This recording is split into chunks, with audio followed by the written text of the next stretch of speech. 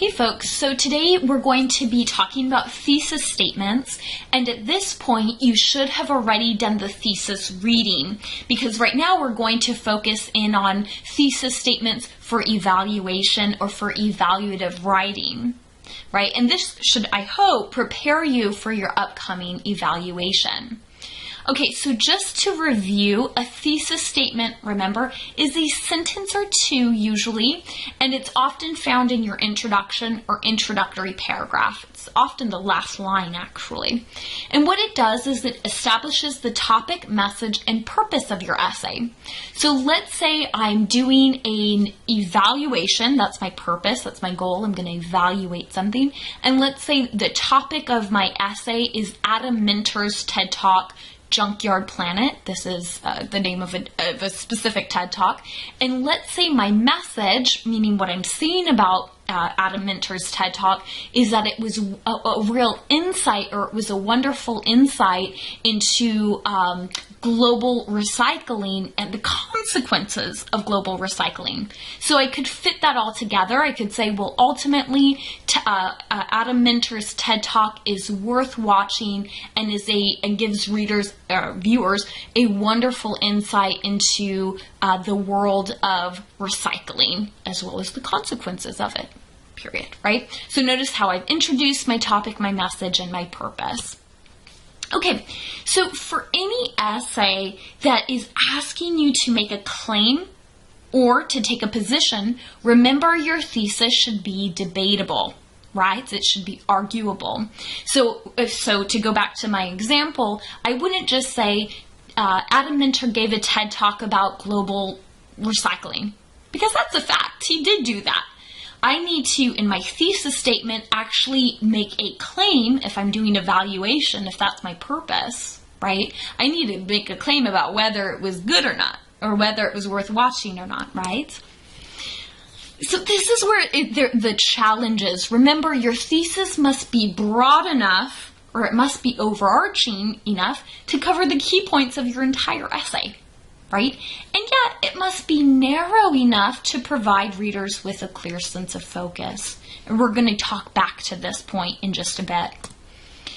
And finally, for an evaluation, your thesis should be a claim about the worth or quality of the thing you are judging, right?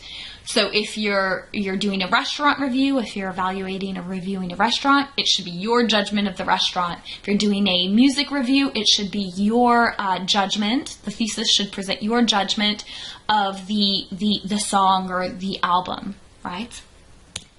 Okay, so this is something I've done for years. I'm going to show you 4 thesis statements that have been written by former students.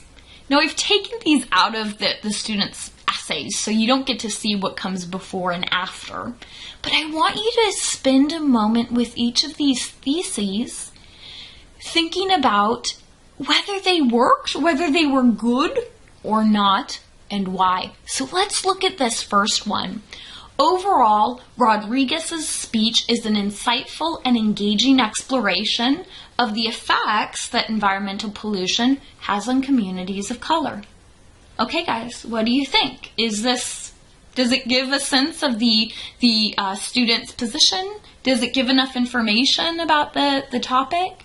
Does it provide a clear claim? Is it debatable? Well, I think yes. So notice how it says Rodriguez's speech is an insightful and engaging exploration. Now, it's not just saying it's worth watching. Instead, it's explaining why it's worth watching.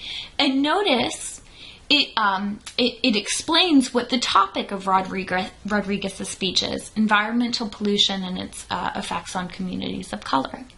Okay? Let's look at a second one.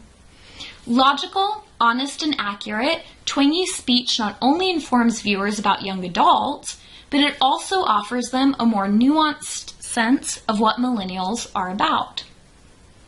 Okay, what do you think, guys? Is this good? Is this not good? Well, let's dig into it. So notice how it starts by saying logical, honest, and accurate, which suggests they're going to be taking a very positive, they're going to have a positive judgment about Twangy.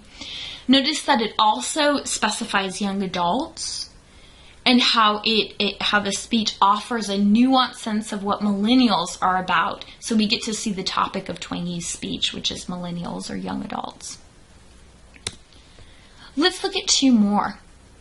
So, though somewhat rushed in spots, President Obama is an engaging, practical, and authoritative speaker when it comes to the topic of the knowledge economy.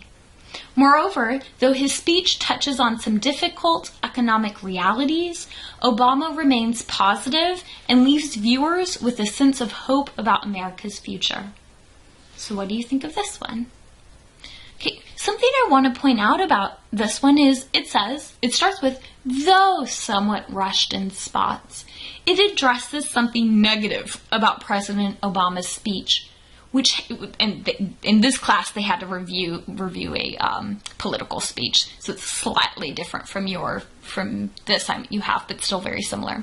Anyway, the point I would like to make here is that you can say there's something negative about the TED Talk. You don't have to say like every part of it was fantastic or every part of it was horrible. You can say, hey, even though there was this one thing, overall, it was something else, and that's totally fine. In fact, it's a more sophisticated move, because often, for example, with a restaurant, not everything's great, right? The bathrooms might be clean, the food might taste lovely, but the service might be bad. And so you could say that, right? So I think that this is is an interesting one in that it presents this counterpoint, we call it.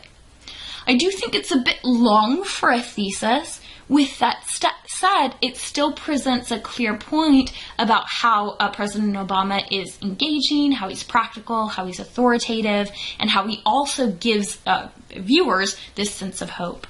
Let's look at one more. Okay, though Lee offers some useful information about California's water shortage, ultimately her rushed pacing and unprofessional wording make the speech difficult to follow.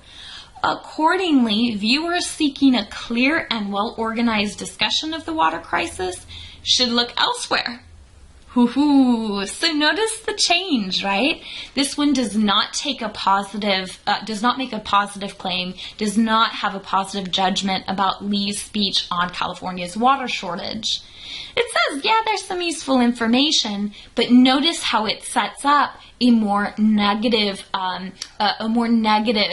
essay. One that's probably going to talk about some of the rushed parts, one that's probably going to talk about some of the unprofessional wording, and one where we might see a little bit of how, yeah, there was some useful information.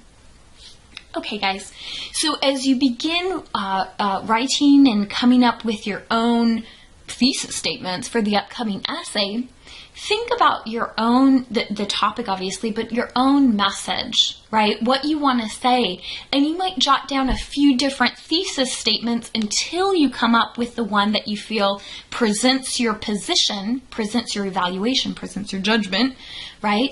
About the TED Talk as clear as possible. Right? So these are the examples I've shown you, I think, for the most part, are pretty successful thesis statements. But man, I promise you, these students didn't just bust them out. It took a lot of work to get a clear thesis. So I hope that you found this useful, and I encourage you to begin thinking about your own thesis statement.